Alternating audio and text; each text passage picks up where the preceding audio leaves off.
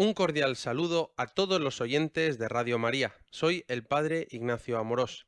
Hoy, con la gracia de Dios, continuamos nuestro programa de Se Buscan Rebeldes, en el que intentamos dar a conocer más y mejor la belleza de nuestra fe católica.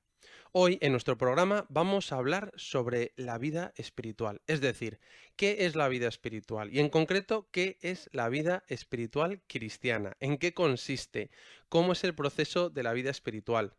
Este es un tema de capital importancia y por eso en este momento queremos tratarlo con detenimiento.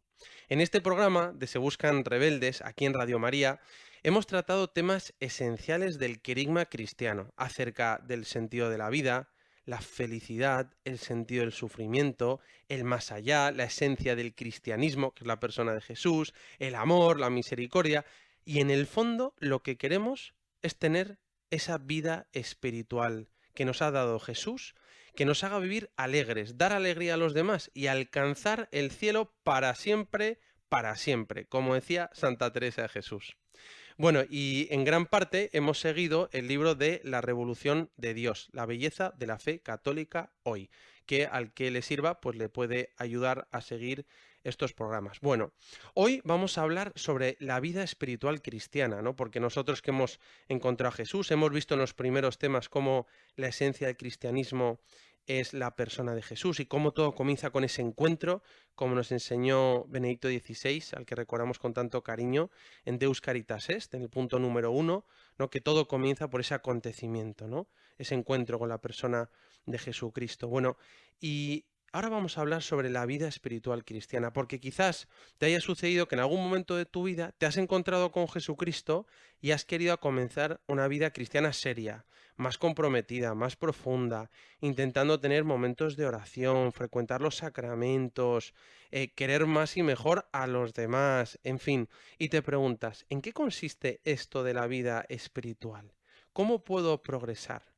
O no sé si te ha sucedido, que hay días, alguna vez me lo ha dicho, por ejemplo, hace poco estuve con un grupo universitarias, ¿no? Y me decían, mira, es que yo he ido a una adoración, me he convertido y siento tan fuerte a Dios, pero hay a veces en mi vida en las que no siento a Dios.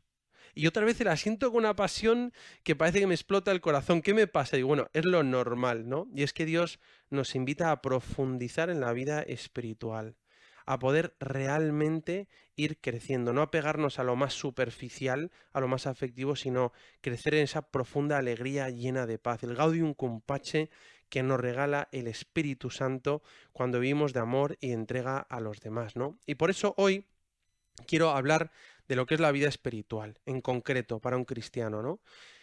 Yo he podido estudiar, gracias a la providencia divina y a mi obispo que me envió a estudiar, pues la teología espiritual, que me encanta, ¿no? Y es ver cómo todo esto nos enseña la fe católica, que nos ha revelado pues Jesucristo y que han vivido los santos, en qué consiste, cómo lo vivo dentro de mi corazón. Y eso que entra en mi cabeza y en mi oído, cómo me transforma por dentro para luego salir a una vida de amor y de entrega a los demás, que es la moral cristiana, ¿no? Y por eso, cuando hablamos de la vida espiritual, uno dice, bueno, ¿exactamente qué es? ¿Es ir por la playa tocándose el dedo índice y pulgar y mirando al cielo o haciendo cualquier cosa extraña o separados del mundo? No, eso sería el gnosticismo. La vida espiritual cristiana se fundamenta en la antropología cristiana. Es que tú y yo hemos sido creados a imagen y semejanza de Dios. ¿Y esto qué significa? Pues significa que la vida presupone realmente que tú y yo tenemos una serie de potencias que Dios nos ha dado, porque somos imagen y semejanza suya. Y te voy a poner, bueno, un ejemplo así muy concreto que quizá te ayude, ¿no? Cuando uno habla de la vida espiritual, ¿no? Vida significa actividad, ¿no? Como la vida presupone la existencia de un principio interior, que a veces se llama alma, psique, espíritu del que procede esa actividad. Pero podríamos ver un poquito cómo funciona la jerarquía de la naturaleza, ¿no? Cómo comienza, por ejemplo, con la vida vegetativa, las plantas y demás que tienen crecimiento, alimentación, fotosíntesis, reproducción, que está, bueno, la vida vegetativa está por encima de la vida de los químicos, de los elementos químicos, ¿no? ¿Por qué? Porque pueden crecer, alimentarse, reproducirse, etcétera, ¿no? Pero subimos por la jerarquía del ser y encontramos la vida animal o sensitiva, que tienen el que automovimiento, también reproducción, pero conocimiento sensible, ¿no? De los particulares. Pero luego seguimos subiendo y tenemos la vida humana o intelectiva, Y el ser humano ha sido creado a imagen de Dios fundamentalmente porque tenemos potencias espirituales, inteligencia, voluntad y libre albedrío, ¿no? Como dice Santo Tomás. Y en el fondo el hombre es el único que tiene esa capacidad de autoconciencia, de conciencia de sí, de inmanencia, de entrar en su mundo interior, ¿no?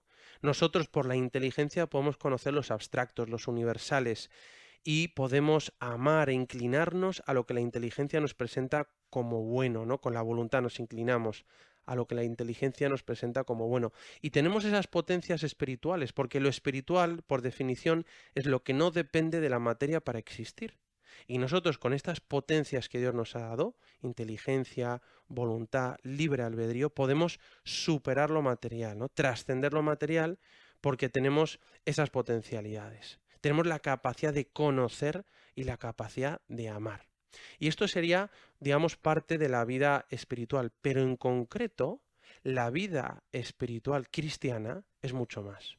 La vida espiritual cristiana es la vida sobrenatural o la vida del Espíritu que hemos recibido en el bautismo y que hemos recibido la gracia, el Espíritu Santo, que nos hace partícipes de la naturaleza divina. Es que esas potencias espirituales, inteligencia, voluntad, libre albedrío, tu cuerpo, tu capacidad de conocimiento sensible, tu principio vital, se elevan por la fuerza de la gracia para poder vivir la vida de los hijos de Dios.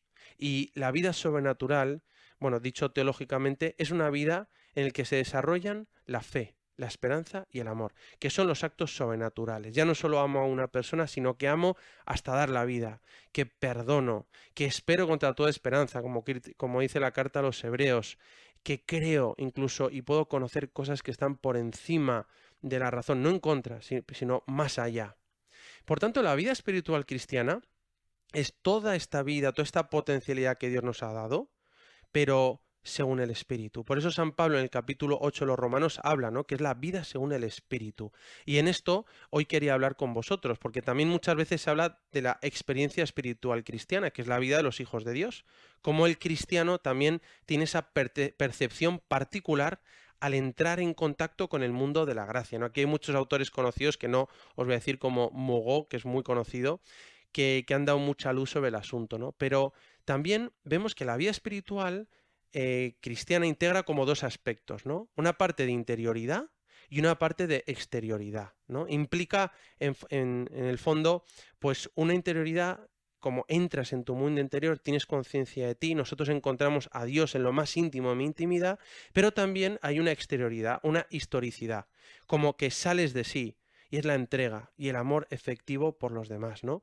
Por eso la vida espiritual cristiana no va al margen de la vida ordinaria humana, sino mucho más, es sencilla y mucho más profunda a la vez, sino que es esa misma vida humana, la tuya, la que tienes ahí donde vives, en cuanto vivida con conciencia de la cercanía de Dios y de cuánto esa cercanía implica. Y por eso, como decía Madre Teresa de Calcuta, a sus hijas son contemplativas en la acción.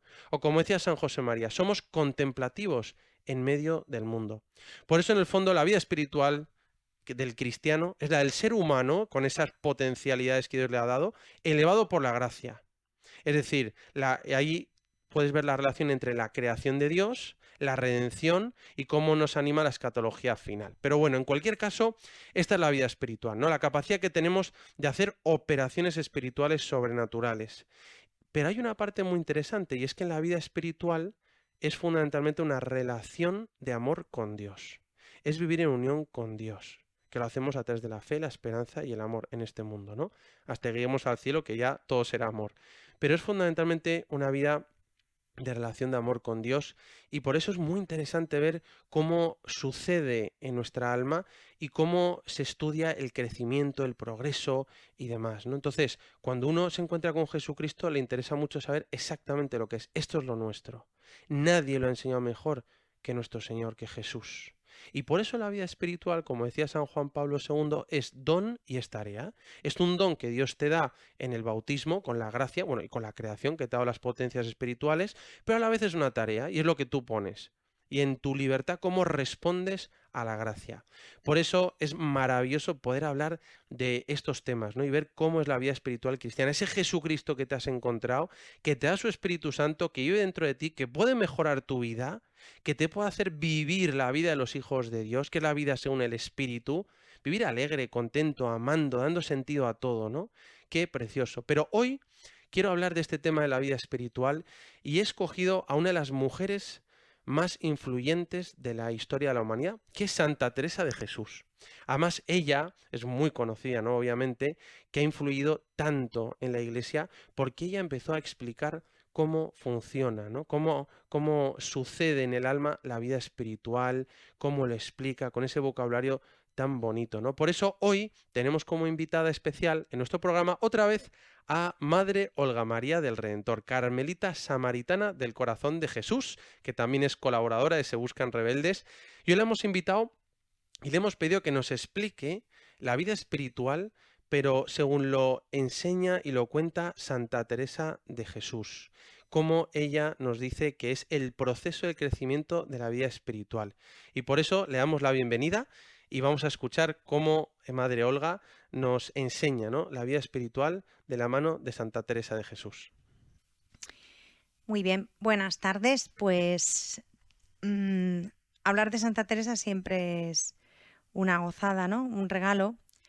Y en concreto para mí, que soy hija suya, pues tampoco puedo hablar de muchas más cosas, ¿no? Salvo de lo que ella me ha ido enseñando. Lo primero que hay que decir cuando hablamos de Santa Teresa es que es una mujer que no es teóloga, no tiene estudios y habla siempre de lo que ella ha vivido, de su propia experiencia, de lo que Dios ha ido haciendo en su alma. Y de hecho nos lo advierte. Ella dice que no sabe, que no tiene estudios, que va a contar las misericordias del Señor, en concreto lo expresa así. Va a hacer una relación de las misericordias del Señor y se anticipa a cualquier posible error de doctrina o cualquier sutileza teológica que a ella se le pueda escapar al no tener esa formación teológica de base.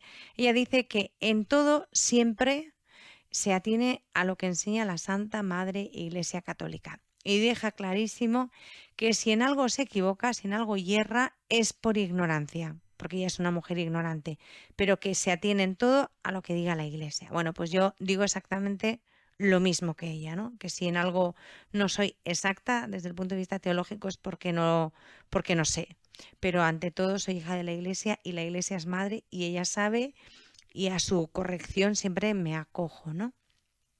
Bien, Santa Teresa cuando quiere explicar el proceso de la vida espiritual utiliza un símil conocidísimo que es el del castillo, ¿no? De hecho, este libro, que popularmente se conoce como Las Moradas, ha sido el nombre un poco como más, pues eso, más difundido, ¿no? Las Moradas de Santa Teresa, pues en realidad el título del libro es El Castillo Interior o Las Moradas del Castillo Interior. Lo que pasa es que luego ella divide el libro en 7 moradas, en 7 estancias y se cita así, ¿no? De hecho, el libro está dividido, como digo, en 7 moradas y cada morada tiene sus propios capítulos. Esto es importante aclararlo porque hay gente que cuando se le ponen citas de las moradas se hace un poco de lío. O sea, los capítulos de las moradas no van seguidos como los del Camino de Perfección o los del Libro de la Vida, que empiezan en el 1 y acaban en el 40 y tantos. No, es morada primera, capítulo primero de la morada primera, capítulo segundo de la morada primera. Morada segunda,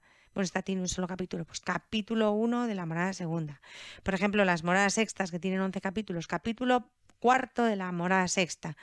Lo digo porque a la hora de buscar citas o de utilizar y manejar las moradas, pues esto es útil, porque hay gente que se confunde con esto. Bien, ella utiliza el método, el símil, la comparación de un castillo. ¿Por qué? Santa Teresa, como todos sabemos, es abulense. Nace en Ávila, en una casa, la casa de su padre, que está pegada a la muralla por dentro. ¿Por qué utiliza la imagen de un castillo? Pues yo tengo el convencimiento absoluto de que utiliza esa imagen porque es lo que vio toda su vida. Nació viendo un castillo, las murallas de Ávila, que es como un gran castillo alrededor de la ciudad, ¿no? Esto es muy común en Castilla, valga la redundancia. Castilla se llama Castilla por la cantidad de castillos que hay dentro de la meseta, ¿no? De lo que actualmente es Castilla y de lo que antes, en el tiempo de los reyes católicos y en el tiempo anterior al fin de la Reconquista, era el reino de Castilla. Castilla tiene la peculiaridad de que es bastante plana. Tiene, sobre todo la zona de la meseta, son kilómetros y kilómetros y kilómetros planos. Entonces, a la hora de defenderse, no había ni montañas, ni bosques, ni manera de esconderse de los moros, ¿no? O sea, el Islam estuvo en la península 800 años y en esos 800 años hubo batallas, guerras, incursiones. Entonces, ¿qué pasaba? Que la gente humilde vivía al pie de un castillo. El castillo siempre estaba en una zona elevada y la gente humilde vivía en su pueblo, en su aldea, a pie del castillo, protegida por el señor feudal, el señor del castillo, y cuando acechaba algún peligro, pues todo el mundo iba corriendo a refugiarse al castillo, ¿no? En el caso de Ávila no hicieron un castillo, sino que toda la ciudad está amurallada, rodeada por una muralla medieval, es una muralla románica que suple el castillo. En Ávila no hubo castillo, toda la ciudad se convirtió en un gran castillo. Además hay que señalar, y eso también puede ser importante a la hora de entender a Santa Teresa, que la muralla separaba como dos clases sociales o dos realidades sociales, ¿no? Los que vivían dentro de la muralla eran los como si dijéramos los urbanitas, los ciudadanos, los de la ciudad, y la gente que vivía fuera de la muralla era de una condición mucho más humilde y eran casi siempre campesinos. O sea, no se consideraban ciudadanos, sino gente del campo. O sea, la muralla también separaba eso. Y eso también ella lo va a proyectar cuando utiliza el símil para hablar de lo que es el castillo. Nos dice que el alma es como un castillo en el cual pues hay muchas estancias. Y en la central de todas es donde habita el rey. ¿Vale? Fuera del castillo no está el rey y fuera del castillo está, por decirlo de alguna manera, el mal, ¿no? Los peligros, las asechanzas. En el caso al que estamos aplicando el símil, que es la vida espiritual, estar fuera del castillo significa estar fuera de la gracia de Dios, mientras que entrar en el castillo es entrar en la gracia. Los castillos, por si alguien no lo sabe, esto es importante tenerlo en cuenta para entender todo bien, estaban rodeados por un foso y no era fácil acceder a ellos. Estaban muy fortificados, muy vigilados y había un puente levadizo que no se atravesaba tan fácilmente y en torno al castillo había un foso al cual si tú querías acceder al castillo pues te caías. Y en el foso pues había, dice la santa, fieras, animales poco recomendables, ya lo pinta así y nos lo explica así, ¿no? Entonces, cuando el alma intenta entrar en el castillo, que es introducirse en la vida de oración, en la vida de la gracia, el demonio, el espíritu del mal que está fuera del castillo, hace todo lo posible por retenerla fuera del castillo, alejada de la gracia, ¿no? Y de la morada donde está el rey. El demonio se emplea a fondo para que no entremos ahí, para que sigamos alejados de la gracia de Dios. Y aun cuando estemos dentro, suele intentar engañarnos, tentarnos, realiza sus incursiones como puede para que volvamos a salir del castillo. Y ella lo advierte, dice que no nos demos nunca por seguros, porque aun llegando a las moradas quintas, que ya es un estado muy interior del castillo y muy avanzado de la vida espiritual, dice, se puede salir del castillo danzando, o sea, podemos acabar saliendo fuera, ¿no? Bien, pues lo primero al entrar en el castillo, el alma que está en las moradas primeras tienen 2 capítulos y nos dice que la puerta para entrar en el castillo es la oración, o sea, para entrar en la vida de la gracia y la vida del castillo es la oración, y solamente las almas que están en gracia entran por esa puerta. Como estoy diciendo, el demonio acecha y hace todo lo posible para que salgamos fuera. Las almas de las primeras moradas ciertamente están en gracia, pero es un estado muy incipiente, son principiantes y fácilmente pueden ser seducidas, engañadas para volver a salir fuera, ¿no? Entonces todavía estamos dentro, pero no hay que cantar victoria, hay que andar atentos y con precaución porque hay mucho peligro de volver a salir fuera. Dando un paso más, Vamos a las moradas segundas. Las moradas segundas solo tienen un capítulo. Eso significa que no es que la santa no les dé importancia, sino que, bueno, pues es un estado de la vida espiritual incipiente, no tan incipiente como el de las primeras. Hay menos peligro que en las primeras moradas, pero ahí es un estado en el que el alma ya, al estar un poco más avanzada, escucha mejor la voz del Señor, y también hay más trabajos, más tentaciones, escuchan más la voz del Señor, pero le cuesta más determinarse. Por otro lado, también la responsabilidad moral es mayor porque hay mayor luz y mayor conocimiento, pero sigue siendo todavía un estado de transición, de purificación del sentido, si acaso. Empieza a ser, el alma empieza a preguntarse cosas y empieza a escuchar mejor la voz del Señor, pero todavía es un estado pues de principiante. Es un estado donde no se suele estancar mucho la gente. Hay más posibilidades de estancarse y más peligro de estancarse en las moradas siguientes, que son las terceras. Las moradas terceras tienen 2 capítulos. Aquí las almas que han llegado a las moradas terceras ya tienen una vida espiritual bastante más estable. Van ganando confianza en el Señor, van ganando seguridad, claridad de ideas, crean ya unos hábitos más o menos buenos de oración frecuentes, sacramentos frecuentes, van de verdad por buen camino, y la santa lo dice así, se ve que van por buen camino y ya han hecho una opción seria por el Señor y por la vida cristiana. Pero tienen un problema. Bueno, en esto, antes de continuar, voy a decir que en las terceras moradas es donde hay, como si dijéramos, un batallón de personas, ¿no? De almas, donde se quedan la mayoría de los cristianos normalitos que llevan vida de gracia, vida de sacramentos, vida de oración, pues más o menos se quedan ahí, en las terceras moradas. ¿Por qué? ¿Por qué no avanzan? Pues ahora lo vamos a ver. La Santa Madre dice que las almas de las terceras moradas ya están muy seguras, de alguna manera se sienten seguras de sí mismas porque ya tienen las cosas mucho más controladas que en las primeras y las segundas. Pero ¿cuál es el riesgo? ¿Cuál es la tentación? Pues que se ven tan concertadas, tan seguras de sí mismas, tan concertadas en sus razones, que no hay quien las haga salir de ahí. Se quedan ahí como atascadas. O sea, están ya bien, saben de qué va esto de la vida de perfección, de la vida de santidad, rezan, reciben los sacramentos, viven en gracia y ya. Y la Santa Madre, Santa Teresa, dice que hay un personaje del Evangelio que es el paradigma, es el prototipo de las almas de las terceras moradas.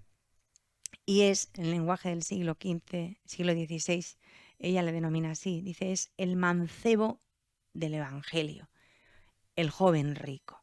Joven rico, todos conocemos este pasaje evangélico, era un joven piadoso, que se acerca a Jesús porque dentro de su corazón siente deseo de ser perfecto, o sea, de ser santo. Entonces le pregunta a Jesús qué tiene que hacer. Y Jesús le dice, pues cumple los mandamientos. Y él dice, eso ya lo hago, pues como están los de las terceras moradas, ya cumple los mandamientos, ya tiene una vida espiritual estable y organizadita. Entonces, pues dan como el joven rico, que ya lo hace. Entonces Jesús dice, bueno, pues entonces si quieres ser perfecto, hay que hacer una cosa más, que es, vende todo lo que tienes, dáselo a los pobres y vente conmigo. Y ahí es cuando ya el joven rico dice, uy, se para.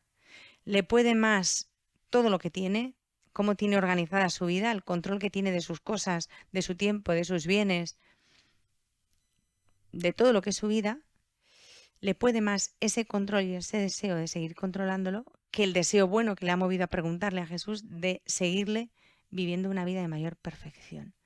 Pues las almas de las terceras moradas son justamente así, que ven el panorama, que hay que llegar hasta las quintas como mínimo, ahora explico bien eso, y dicen, pero para llegar hasta las quintas hay que renunciar a muchas cosas, tengo que dejar de lado mis razones, mis riquezas, mis criterios, abandonarlo todo e irme con Jesús. Y sucede a veces pues que no se está dispuesto, entonces no, hacemos como el joven rico, decimos que no. Y dice la Santa Madre que las almas de las terceras moradas están tan concertadas en sus razones que se quedan ahí. Hay un gran número de almas que se quedan ahí fijas, atascadas. ¿Por qué? Porque el amor nos tiene que hacer salir de nuestras razones, vender nuestra razón y nuestro criterio a los pobres, entregarlo y seguir a Jesús. Y eso nos suele costar bastante. Entonces hay una gran multitud de almas que se salvan, porque estos de las terceras moradas se salvan, viven en gracia, llevan una vida más o menos ordenadita, se salvan, pero nunca van a ser santos. Se quedan, pues, de una manera, viviendo una vida cristiana mediocre. Está bien, o sea, ojalá todo el mundo estuviera en las moradas terceras, ¿no? Y no hubiera nadie fuera del castillo, pero no es el ideal que perseguimos. Y bueno, de esto nos advierte la santa, ¿no? Aquí nos quedamos al término de las moradas terceras. Qué bonito, ¿verdad? Hablar de la vida espiritual nos ha trasladado Madre Olga unos cuantos siglos atrás con Santa Teresa de Jesús y hemos visto cómo es la vida espiritual, ¿no? Y nos pone este símil de el castillo interior. El alma es como un castillo en el que hay muchas estancias, en la que en la principal está Dios. Y entrar en el castillo, la primera morada, es vivir en gracia de Dios. Por eso, estar fuera del castillo es estar fuera de la gracia. Y la gracia nos ha sido dado en el bautismo. Por eso, qué bonito cuando dice que pasas a la segunda morada, es vivir en gracia y ya frecuentar la oración. De alguna manera, pues esto que hemos dicho antes, ¿no? La gracia que Dios te ha dado, que es un don, lo vas trabajando con la oración, con la vida sacramental, con la caridad. Y vas pasando ya a la tercera morada, que es una vida un poquito más estable de la vida cristiana, con vida de oración, sacramentos, caridad, pero lo que nos quiere venir a decir también es que lo que viene adelante es mucho más, mucho mejor y que a veces no nos damos cuenta de que la meta es mucho más elevada en alegría y en gozo. Por eso vamos a hacer un momento de reflexión y continuamos en unos instantes.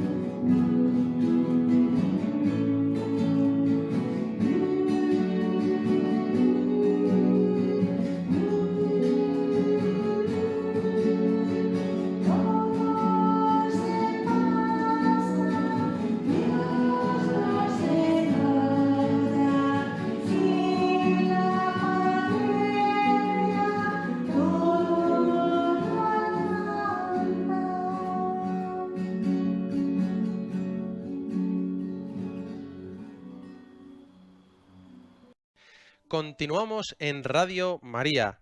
Hoy en este programa Se Buscan Rebeldes estamos hablando de la vida espiritual. ¿Qué es la vida espiritual cristiana? Nosotros que somos hijos de Dios desde el bautismo, qué hermoso que tú y yo hemos recibido este don por pura gracia. Yo todos los días le doy gracias al Señor y cuando veo a mis padres por haberme bautizado, tenemos la gracia de Dios que quiere desarrollarse, esa vida de Jesucristo, ese Jesús que te has encontrado, y vamos comenzando esta vida espiritual. No sabemos muchas veces cómo funciona, cómo puedo crecer, si es normal lo que me pasa. La mejor manera es aprenderlo de los santos, y en concreto de una santa que cambió el mundo, que es Santa Teresa de Jesús, doctora de la Iglesia, de la que muchos, yo me incluyo, hemos aprendido pues muchos de los fundamentos de la vida de oración, de la vida espiritual. Y hoy está con nosotros Madre Olga, que ha empezado a explicarnos de la mano de Santa Teresa la vida espiritual. Nos ha hecho un recorrido por la primera morada, por la segunda morada, por la tercera morada del castillo interior, y ahora viene lo mejor. Así que le dejo la palabra a Madre Olga. Bien, pues proseguimos nuestro itinerario, que es precioso, y conforme se va adentrando en el castillo, más bonito es. Y llegamos a las moradas cuartas. Las moradas cuartas y las moradas quintas ya hay una participación, una iniciativa por parte del Espíritu Santo. Ya la oración que se tiene en las almas que llegan a estas moradas ya es el principio de la oración mística. Las moradas cuartas tienen 3 capítulos, ¿vale? Y en ellos se hace referencia a la primera forma, la más simple de oración mística, que es la oración de quietud, para la cual nos dice Santa Teresa que es necesario, más que pensar mucho, amar mucho, ¿no? Dice, no está la cosa en pensar mucho, hermanas, sino en amar mucho. Dios aumenta su papel en toda esta situación, incide más en el alma, la iniciativa del alma sigue ahí, pero hay mucha más iniciativa por parte del Espíritu de Dios. Empieza el Espíritu Santo a mover el alma, y el alma no siempre se mueve por sí misma, sino que es movida por el Espíritu Santo. Y lo primero que se percibe en las moradas cuartas como diferencia sustancial con las moradas terceras es la paz interior y la felicidad. El alma que llega a las cuartas moradas empieza a saborear esa oración de quietud. ¿En qué consiste? Pues mira, principalmente en que las potencias del alma empiezan a ser movidas y apaciguadas y aquietadas, de ahí viene el nombre, por el Espíritu Santo.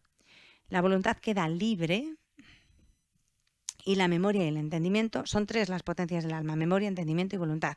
La voluntad queda libre para amar, porque se trata de amar mucho, mientras que el entendimiento y la memoria quedan, por la acción del Espíritu Santo, no sometidos, porque suena mal utilizar esa expresión, pero sí aquietados, sí calmados, sí satisfechos. De alguna manera, el entendimiento y la memoria, que dan mucha guerra hasta las moradas terceras, pues la imaginación, las ocurrencias, la sensibilidad, los sentimientos, las sensaciones, todo eso en las moradas cuartas, cuando se llega a la oración de quietud, queda aplacado. ¿Por qué? Porque, como sabemos, pues si no lo sabemos lo explico, tenemos el alma tiene 3 potencias: memoria, entendimiento y voluntad, que se corresponden, se relacionan cada una con las 3 virtudes teologales: fe, esperanza y caridad.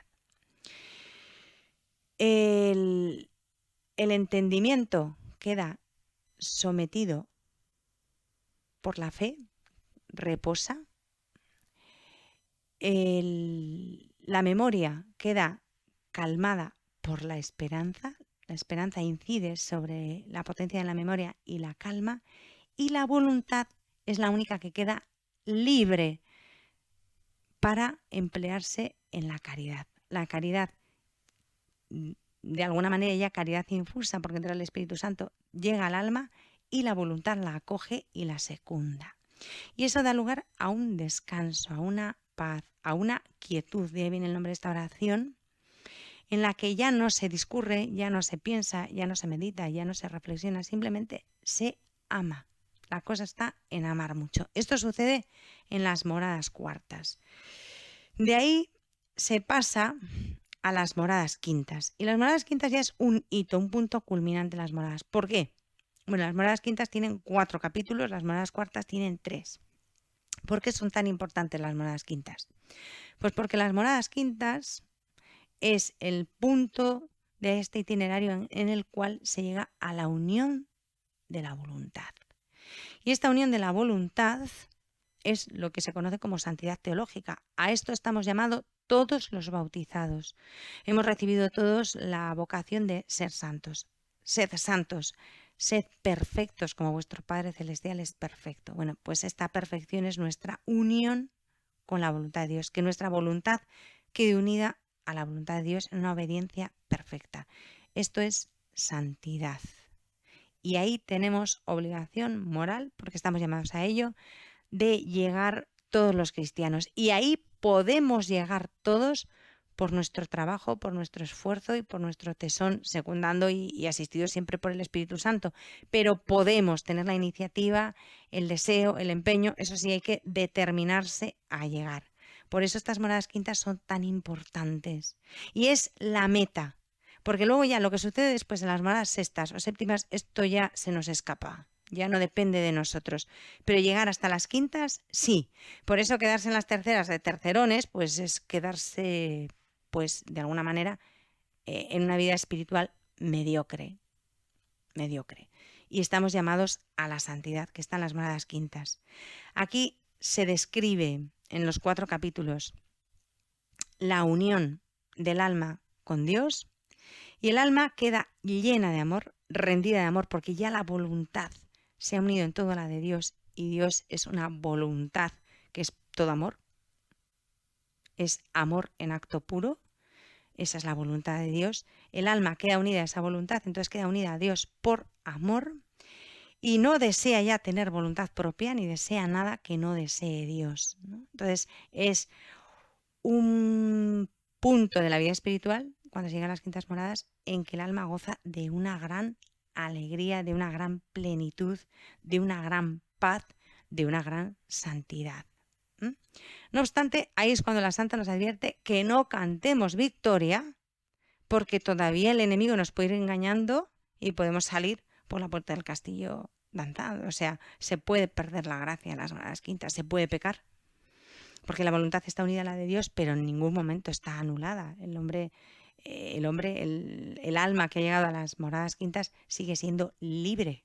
O sea, el que haya unido su voluntad a la de Dios no quiere decir que haya dejado de ser libre. O sea, llega ahí y permanece ahí porque quiere libremente permanecer. Entonces ella nos advierte y dice que no nos relajemos porque podemos todavía perder la gracia, que siempre hay que estar atentos. Y a partir de las moradas sextas ya llegamos a un punto en que ya no depende de nosotros. Las moradas sextas y séptimas, la iniciativa es totalmente del Espíritu Santo y el alma solamente puede ser llevada, ser conducida si se deja. Las moradas sextas ocupan prácticamente la mitad de la extensión del libro. Tienen 11 capítulos frente a 2 que tienen las primeras, 1 que tiene las segundas, 2 tienen también las terceras, 3 las cuartas, 4 las quintas, 4 las séptimas, pero las sextas tienen 11 capítulos, casi tanto como todas las demás moradas. ¿Por qué se extiende tanto ahí Santa Teresa? Se extiende muchísimo y explica muchísimas cosas. Pues porque las moradas sextas son un punto en el que pasa de todo. O sea, hay una gran agitación en el alma. El alma que llega a esas moradas se siente purificada en lo más íntimo.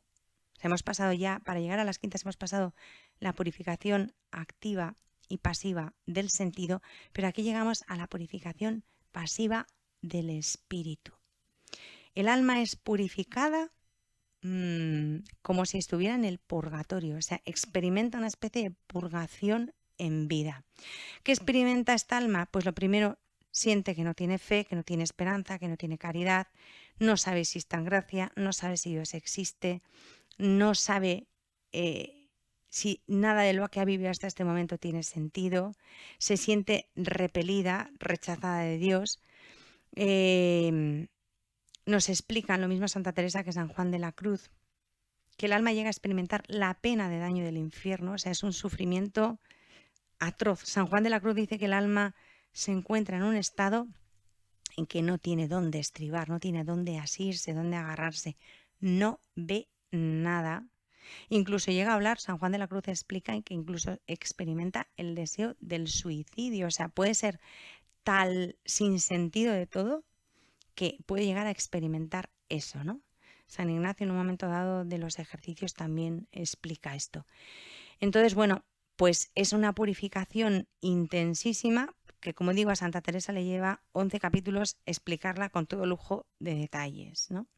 Donde el alma vive en un momento convulso, hay algunos fogonazos de luz en medio de esa oscuridad densísima, pero ahí sí que tiene un papel fundamental el guía espiritual. ¿Por qué? Pues porque el alma no ve nada y tiene que fiarse y dejarse conducir por alguien que está fuera de ella y desde fuera le dice, le habla, le guía, le explica lo que va sucediendo y la va conduciendo, porque repito por enésima vez que el alma no ve nada, ni siquiera tiene conciencia de que Dios exista y de que ella le ame o viva en gracia, ni de haberle amado nunca, ni de haber estado en gracia nunca.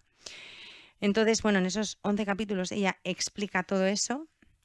El alma se siente herida del amor del esposo y pasa mucho tiempo en estos trabajos interiores y exteriores, porque a veces también se juntan eso dentro del alma, más luego todos los líos y conflictos exteriores que se puedan juntar, ¿no? En el alma, o sea, incluso su vida exterior, su vida de apostolado, su vida religiosa o su vida cristiana, tal y como la esté viviendo, parece también que todo va mal y todo son persecuciones y contrariedades, ¿no? Y solo le queda esperar de la misericordia de Dios, ¿m?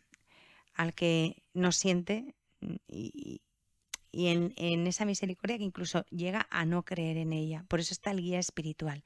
Pero en medio de toda esta oscuridad hay un destello de luz que es una herida, que es la herida del desposorio, ¿no? O sea, las moradas estas son las del desposorio, las de una promesa ya de matrimonio después. Y las moradas séptimas son las del matrimonio. Bien, esto puede durar más o menos tiempo. Generalmente dura bastante tiempo. O sea, no es todo el tiempo en la misma oscuridad, porque esto también hay que explicarlo. Las moradas no son departamentos estancos en los que uno no se puede mover. Uno puede estar en las quintas y tiene momentos de estar en las sextas y luego vuelve a retroceder hacia las quintas. O sea, hay momentos. Volver a las quintas es descansar un poco de las sextas, ¿no? Y luego vuelve a investir Dios al alma con ese afán de purificación. Y bueno, pues esto se prolonga, se suele prolongar en el tiempo, no es una etapa corta, ¿no? Ni fácil. Y se llega por fin a las séptimas. En las séptimas moradas, Santa Teresa escribe 4 capítulos y en estas séptimas moradas el alma recibe por fin la luz interior definitiva de su unión transformante en Dios, en lo que se denomina el matrimonio espiritual, ¿no? Es una configuración absoluta con Cristo, porque ya ha sido purificada y tiene todo lo que el alma va a tener en el cielo, a excepción de la visión beatífica. Lo más importante es que está confirmada en gracia, el alma de las moradas séptimas ya no puede pecar y sabe que está salvada, tiene esa certeza. Para eso ha pasado el purgatorio anteriormente en las moradas sextas, ¿no? Y todo el sufrimiento, o sea, es de una grandísima consolación, pero al mismo tiempo esa unión del matrimonio genera paz, ¿no?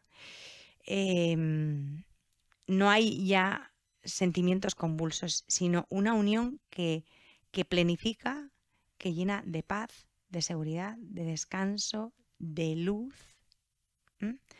Y bueno, pues sobre todo el consuelo de no poder pecar y de saberse salvada. Santa Teresa vivió en este estado los 10 últimos años de su vida. Recibió la gracia del matrimonio espiritual en 1572 y murió en 1582. En estos 10 años ella hizo de todo: pelearse con medio mundo, fundar, viajar, escribir, fue procesada por la Inquisición.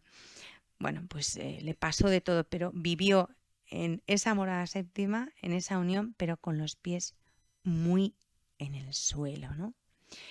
Y bueno, pues una de las cosas más grandes que yo siempre digo de Santa Teresa, que a mí me toca fuertemente el corazón, es que es una mujer que habiendo llegado a esas moradas séptimas, siempre tuvo los pies en el suelo y siempre permaneció en esa humildad. Y una de las cosas características de las moradas séptimas es que pregunta. En las moradas séptimas dice, a ver, esta pregunta tenía que haber sido como 3 moradas o 4 o 5 antes, ¿no? En las primeras, segundas, en las terceras. Pues no, lo pregunta en las séptimas, lanza la gran pregunta. ¿Sabéis lo que es ser espirituales de veras? Y dices, ¿y ahora pregunta eso? Pues sí, porque parece que en las moradas séptimas ya estamos como en un grado superior y podemos mirar a todo el mundo por encima del hombro, y dice ya, no. Ser espirituales de veras es ser esclavas de Dios y unas de las otras por amor, marcadas todas con el sello de la cruz. O sea, viene a decir que nadie se lo crea, que nadie se crea aquí mejor que nadie, ¿no? Que hay que seguir siendo esclavas unas de otras, de Dios y de los hermanos. Y luego también dice que cuando algo se resiste, cuando algo nos cuesta, cuando algo nos mortifica y nos impide avanzar, miremos al crucificado, y nos da la gran pauta. Haced, mirad al crucificado y se os hará todo poco. O sea, si algo se os resiste, la única manera de vencerlo es mirando a Cristo crucificado. Y ahí es donde ella nos lo dice en las moradas séptimas. Y por último, quiero hacer lo que siempre digo, ¿no? Cuando ella vive los 10 últimos años de su vida con una visión intelectual permanente de la Santísima Trinidad, o sea, iba siempre con ella a su derecha, ella lo describe, ¿eh? Lo podéis leer. Pues esta mujer que tiene a la Trinidad así como confidente cotidiano, cuando le llega la hora de la muerte, hace lo que hacemos cualquiera, es pedir los sacramentos, pedir el viático,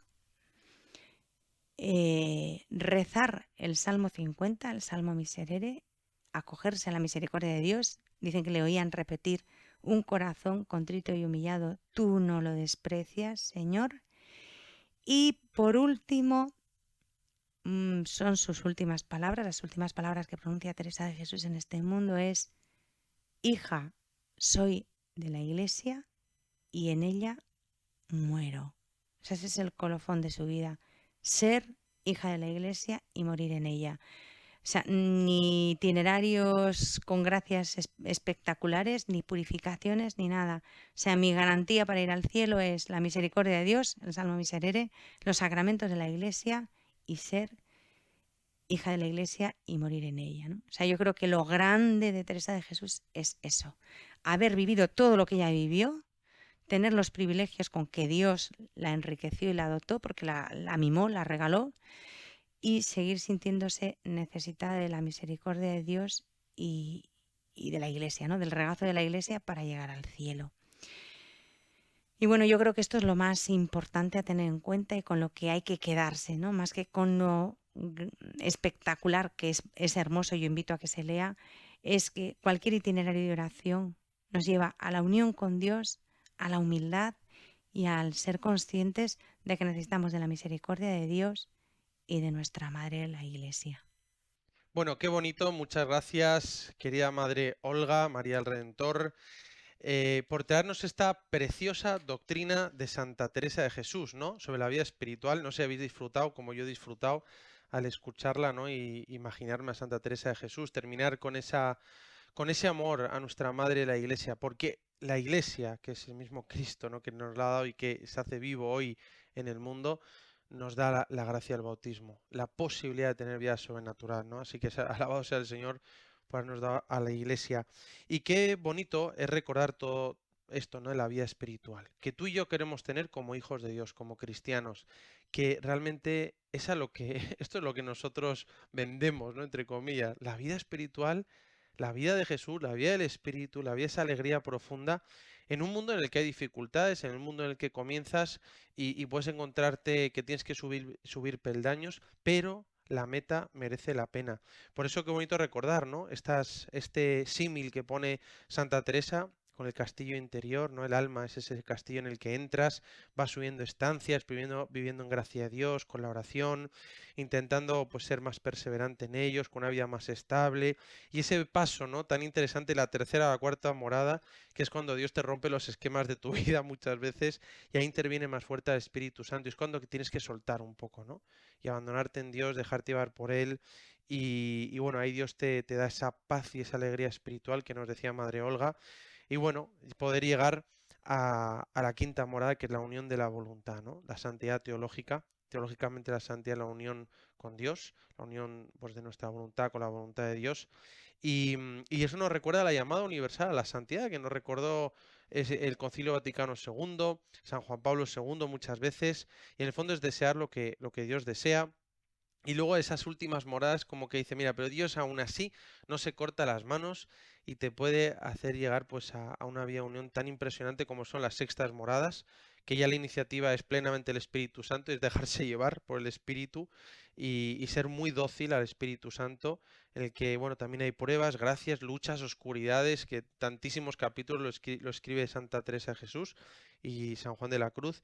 Y luego las séptimas moradas, el matrimonio espiritual, ¿no? Creo que San Juan de la Cruz lo llama la unión transformante, la unión total con Dios en el amor. Por eso, qué bonito recordar este itinerario que nos puede hacer a nosotros llenarnos de deseos de qué? Deseos de santidad. Bienaventurados los que tienen hambre y sed de justicia, de santidad, porque ellos serán saciados, ¿no? Un gran deseo de santidad. En este sentido, yo recuerdo cómo San Juan Pablo II, en Nuevo Milenio y Neunte, en el punto 33, dice que el camino hacia la santidad, esto que buscamos, dice como 4 ideas que a mí te las quiero recordar aquí, son preciosas. Dice, la vida de unión con Dios es un don inalcanzable por nuestros propios esfuerzos, pero que solo Dios te puede dar y dependemos totalmente de la gracia. Nos lo ha dado Jesús, nos lo ha dado Dios en el bautismo, ¿no? Lo segundo que dice es, bueno, este don inalcanzable también Dios quiere tu esfuerzo, ¿no? Que es indispensable para disponernos a recibir los dones de Dios, ¿no? Es como un compromiso espiritual. Yo ahora empiezo a poner un compromiso de mi parte. Y nos dice San Juan Pablo II que es necesario considerar lo que se requiere antes de comenzar la tarea de buscar la unión con Dios. Es decir, que las heridas de los pecados necesitan sanarse y conllevan tribulación. Como dice Hechos de los Apóstoles 14:22, es preciso que entremos en el reino de Dios a través de muchas tribulaciones. A mí me encanta que San Juan Pablo II nos recuerda esto en la vida espiritual. No nos dice como estas campañas de marketing, aprende inglés en 10 días, ¿no? Aprende no sé qué cosa en un mes. No, nos dice, oye, esto cuesta. Esto conlleva tribulación porque tenemos las heridas del pecado, ¿no? Y en nosotros hay lucha. Pero ¿cómo termina San Juan Pablo II diciendo, pero vale la pena? Los sufrimientos no se comparan con la gloria que nos espera en el cielo y con la paz y el gozo que te da Dios cuando vives con Él. Por eso, como decía San Pablo en Romanos 8:18, porque estoy convencido de que los padecimientos del tiempo presente no son comparables con la gloria futura que se va a manifestar en nosotros. Bueno, realmente es una maravilla poder recordar lo que es la vida espiritual, esta vida de la gracia, ¿no? Esto es concretamente vida espiritual y está conectada a tu vida concreta, te va a llevar a vivir más contento, a vivir las cruces con más sentido sobrenatural, a santificar tu trabajo, a querer mejor a tu mujer, a tu marido, a tus hijos, a vivir con más esperanza y a vivir en unión con Dios, ¿no? Qué bonito recordar todo esto. La verdad que es un placer poder recibir también aquí invitados y especialmente invitados tan importantes y con este conocimiento de una santa tan bonito. Y bueno, esta es la vida espiritual. Luego es verdad que se habla muchas veces de espiritualidades, ¿no? Como para designar ya no solo la vida cristiana, que es de todo, la vida espiritual cristiana, en cuanto honda, intensamente vivida, sino más bien las formas de entender la vida espiritual de conformidad con el dogma cristiano, ¿no? Y por eso muchas veces se dice, esta es la espiritualidad sacerdotal, la espiritualidad laical, la espiritualidad carmelita o teresiana, la espiritualidad monástica, la espiritualidad franciscana, la espiritualidad salesiana, la espiritualidad del Opus Dei, la espiritualidad del camino neocatecumenal, tantos carismas que hay en la iglesia, en el fondo es la vida espiritual cristiana, pero que se vive con acentos, ¿no? Y con particularidades propias, ¿no? En cualquier caso, esto es la vida espiritual, la vida de unión con Dios. Merece la pena.